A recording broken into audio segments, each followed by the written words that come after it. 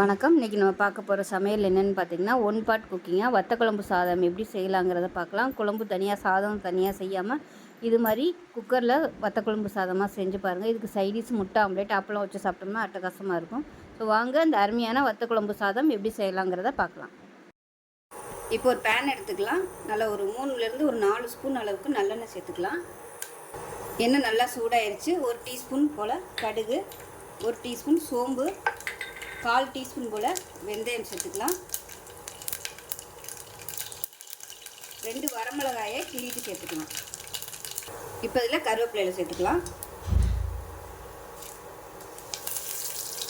இப்போ இதில் நல்லா ஒரு 2 டேபிள் ஸ்பூன் அளவுக்கு வத்தல், உப்பு இல்லாத வத்தல் எடுத்துருக்கேன், சுண்ட வத்தல். இதை சேர்த்து நல்லா பொரிய விட்டுக்கலாம். இது கூடவே கொஞ்சம் பெருங்காயத்தூள் சேர்த்துக்கலாம். சுண்ட வத்தல் நல்லா பொரிய ஆரம்பித்ததும் நல்லா ஒரு கைப்பிடி அளவுக்கு சின்ன வெங்காயம் 2ஆக கட் பண்ணியிருக்கேன். அதே மாதிரி 10 பல் பூண்டு இதுவும் பொடியாக கட் பண்ணி வச்சுருக்கேன், அதையும் சேர்த்துக்கலாம்.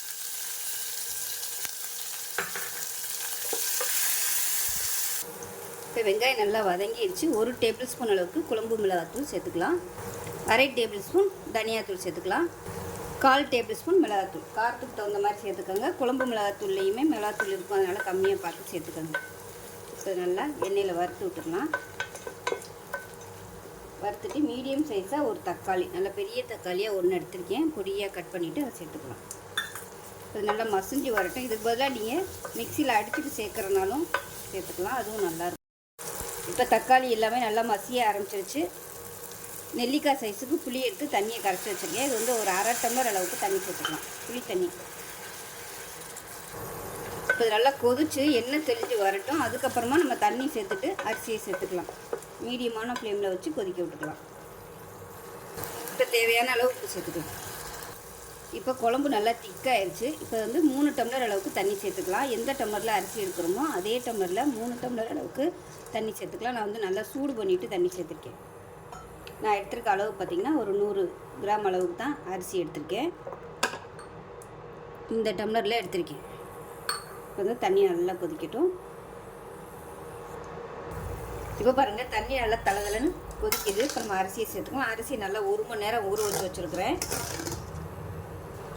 வீட்டில் வச்சுருக்க சாதாரண சாப்பாட்டு அரிசி தான் நான் வந்து சேர்த்துருக்கேன். இப்போ நல்லா கலந்து விட்டுலாம். கலந்து விட்டுட்டு உப்பு டேஸ்ட் பண்ணி பார்த்துக்கோங்க. லைட்டாக உப்பு வந்து சுருக்குன்னு இருக்க மாதிரி இருக்கணும். அப்போ தான் உங்களுக்கு சாதம் வெந்து வரையில் உப்பு கரெக்டாக வரும்.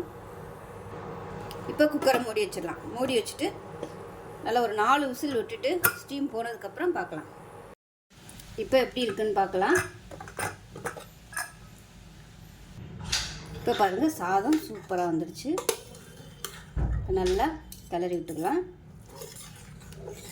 அவ்வளோதான், அருமையான வத்த குழம்பு சாதம் ரெடி ஆயிடுச்சு. அப்பளம் இல்லை முட்டை வச்சு சாப்பிட்டிங்கன்னா சூப்பராக இருக்கும். ஸோ இந்த மாதிரி கொஞ்சம் அப்படியே சதன்னு இருந்தால் தான் நல்லாயிருக்கும். ஸோ இந்த வீடியோ பிடிச்சிச்சின்னா லைக் பண்ணுங்கள், கமெண்ட் பண்ணுங்கள், சேனலை சப்ஸ்கிரைப் பண்ணுங்கள், பக்கத்தில் பெல் பட்டனையும் ப்ரெஸ் பண்ணுங்கள். நன்றி.